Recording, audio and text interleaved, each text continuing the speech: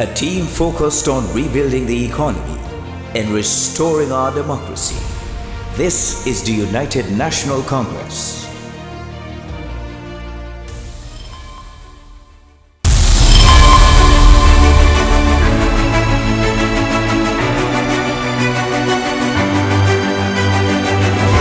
Six years of being in charge of the country, 6 years in charge of the treasury, and 6 years of power.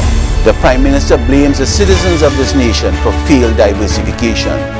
It is not we the people in charge.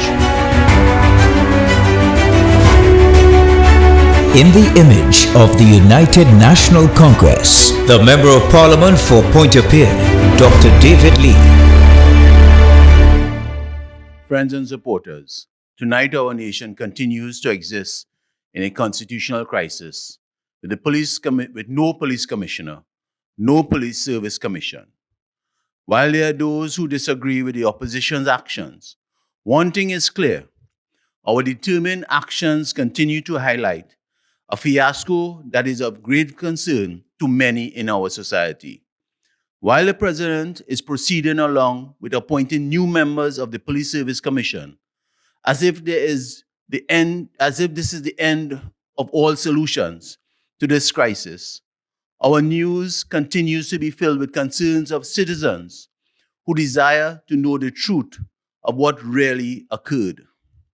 As Justice C. Prasad said in yesterday's Express, the Sunday's Express, recent events relating to the appointment of a commissioner of police have raised in the minds of many citizens a desire to ascertain the truth as to what transpired, and may that the various public officials who may have been involved in the situation which ensued should clarify the events which unfolded and exercise ownership over any inappropriate exercise of discretion or constitutional overreach.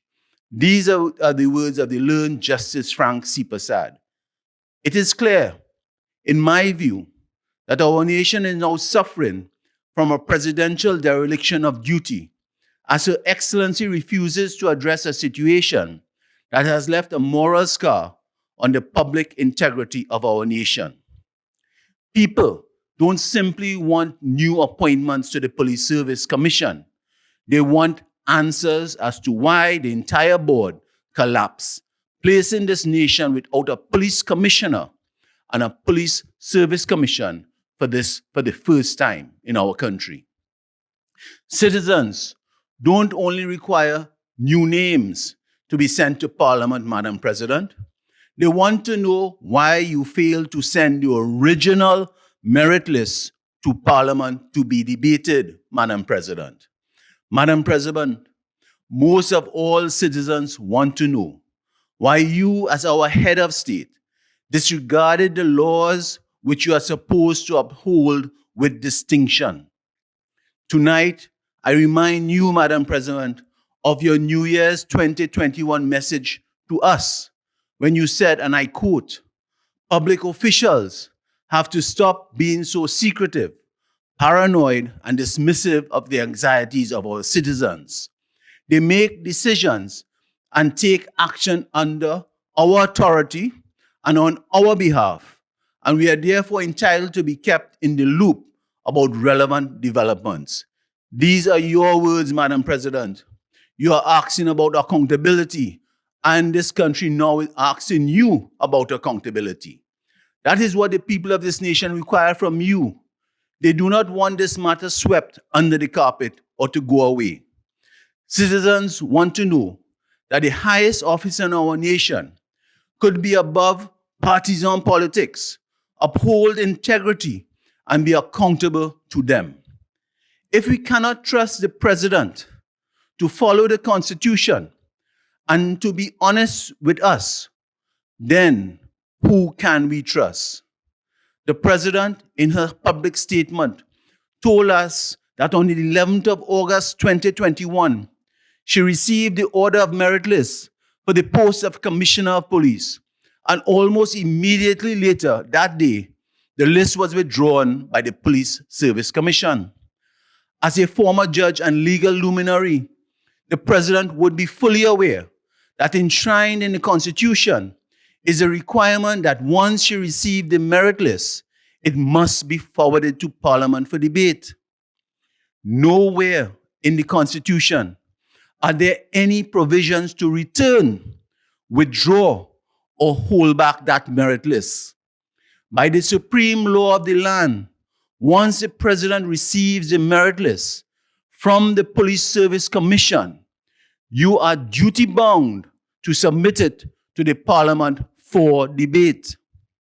Is that what Her Excellency did? No. How could the president allow the chairman of the Police Service Commission to come back on the same day, August 11th, and request back the merit list? On August 11th, they drop off the merit list, and Blissy Prasad came back for the merit list.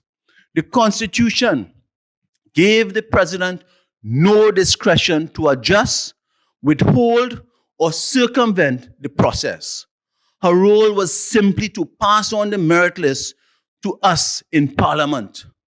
However, by allowing the list to be withdrawn, she purposefully, in my view, violated the Constitution. Had the president been focused on upholding the Constitution, she would have prevented the withdrawal of the merit list, which became a constitutional instrument once presented to her. For the president to lose custody of a constitutional instrument, that is the merit list, is a clear indication that she breached the prescribed constitutional process.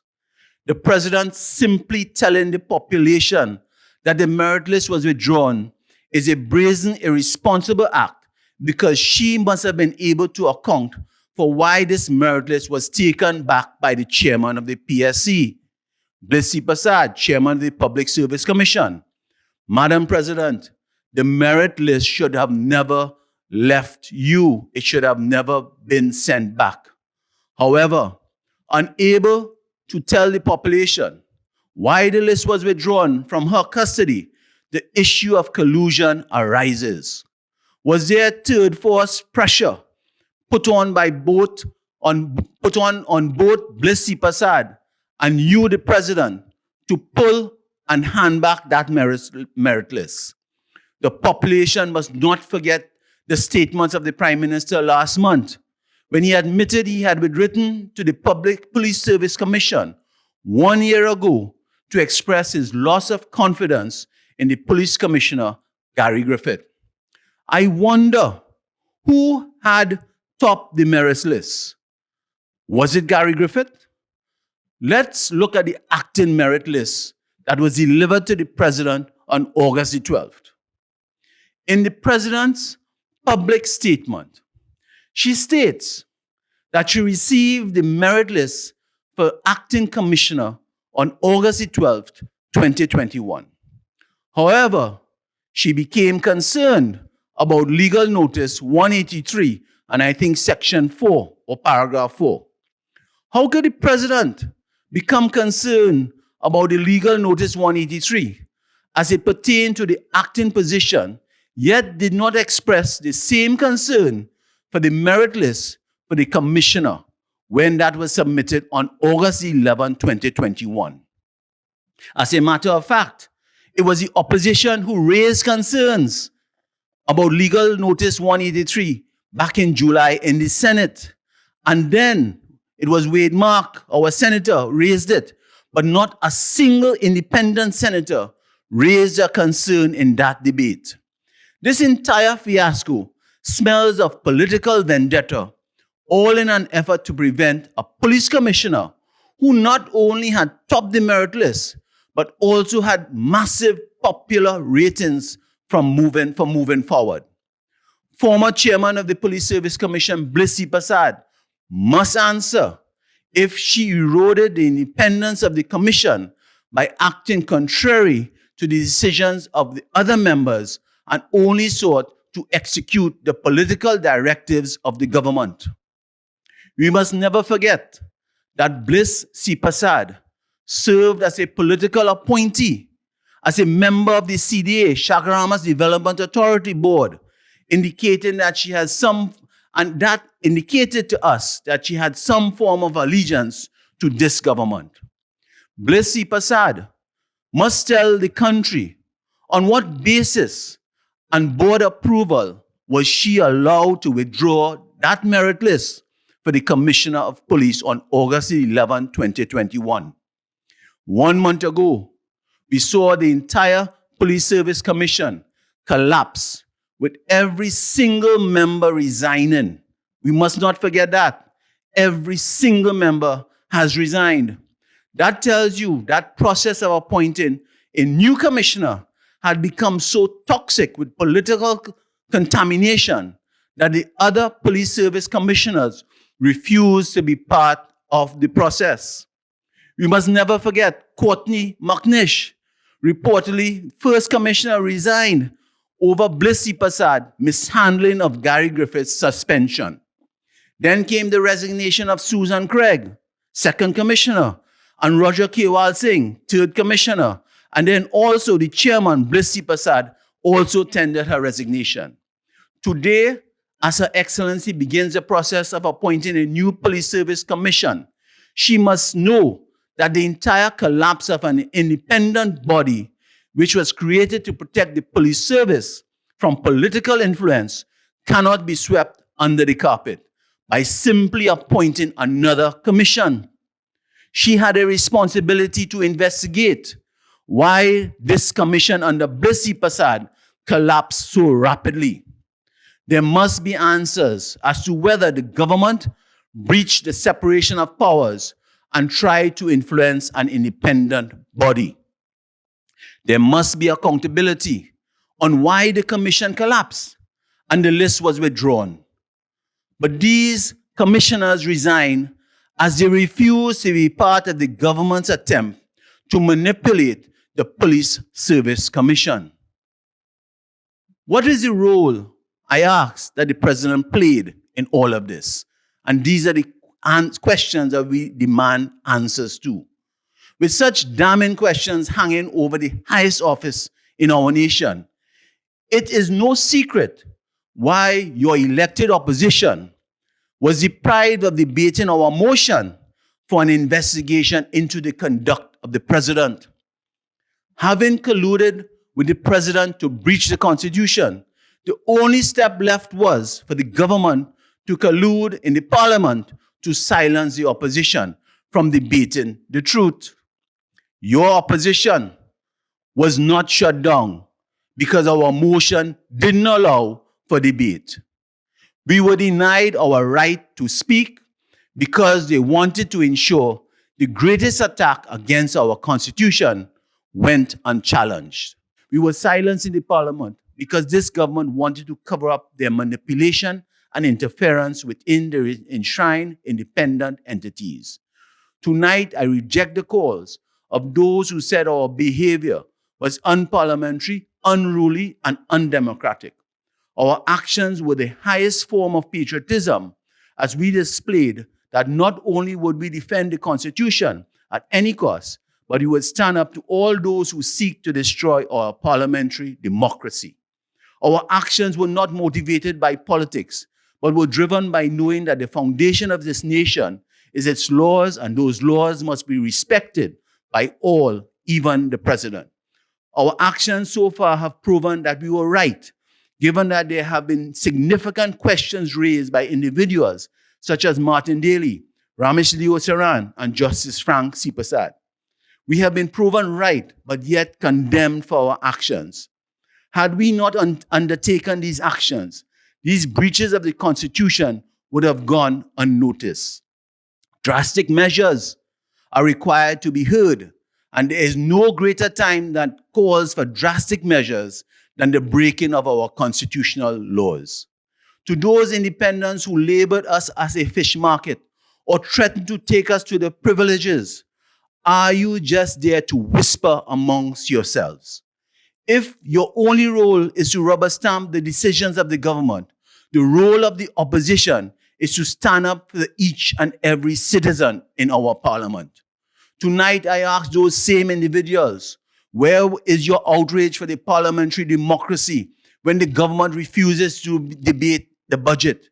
Where is your outrage when the opposition members are being insulted and shut down? Where is your concern when the opposition urgent questions and motions are denied? The greatest attack on democracy is the leadership of this government, who continues to neglect and suppress the people of this nation.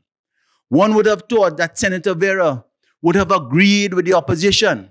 I was taken aback by the disparaging remarks made by Senator Vera in the media against our actions, because I thought he, above all other independent senators, would have supported and understood our position.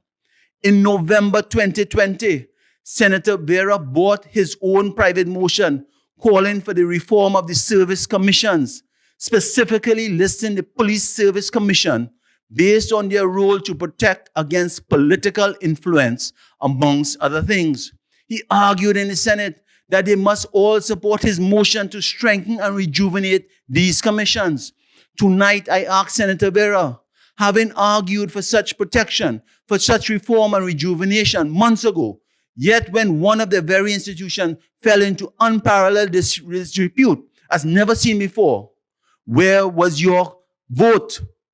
The opposition's constitutional motion was based on the premise that the Service Commission, constitutionally instituted to insulate the functions of the police service from political interference, had been tarnished and as a result required urgent debate as well as investigation. The opposition's behavior was undertaken to protect the severe infringements against one of the very service commissions, which the senator highlighted in his motion, from being swept under the carpet with no debate or parliamentary oversight. My brothers and sisters, as I come to a close tonight, we are 7 weeks before Christmas, and the government, this economy is in turmoil. And it is clear that this government has lost their will and ability to lead this nation. As a member of Parliament for Pointe, I stand fully behind the leader of the opposition, People's October Revolution campaign. The People's October Revolution is being fought for every Petrotrin worker who has lost their job, the Petrotrin pensioner who is unsure of a pension. The People's Revolution is being fought to ensure the energy sector and industries such as Pointe, as well as companies such as NGC, which lost billions under this government, can become stable contributors to this nation's growth once more. 2 weeks ago, we demonstrated to the nation that we will not be bullied in Parliament. The People's Revolution is a demonstration that we will fight for every community in this nation for a better country. One such community I want to stand up here for tonight is my community in my Pointe Bellevue community in Windsor Park, which has been abandoned by this government that has faced further disaster. On September 15, 2021, 4 families' home had their entire lives disrupted, with one family losing their entire home and 3 facing the same fate due to the state-sanctioned quarrying at Cocoa Road Sandpit. I'm calling on the Minister of Agriculture, Senator Rambarat, to tell the residents why, despite his commitment to stop all quarrying activity until a proper report has been done, they have resumed quarrying, causing the homes of these residents to be further destroyed by further land movements. I'm calling on the Minister of Social Development, as well as the Minister of Housing, to tell us why, despite the promise to provide housing accommodation for residents in Bellevue on the 19th of September, none has been provided to date. Why are these families being ignored? Why are these families not receiving assistance, as some of the families do in government-represented constituencies? Brothers and sisters, our nation facing very dark days given our national state of affairs. However, this week, as we all as a nation have the wonderful Festival of Lights, Diwali, to celebrate, as I wish you all Shubh Diwali, know that United National Congress will continue to fight for a brighter and better day for every citizen, as we have the caring, experience, and visionary leadership needed to rebuild our nation. I thank you, and Shubh Diwali.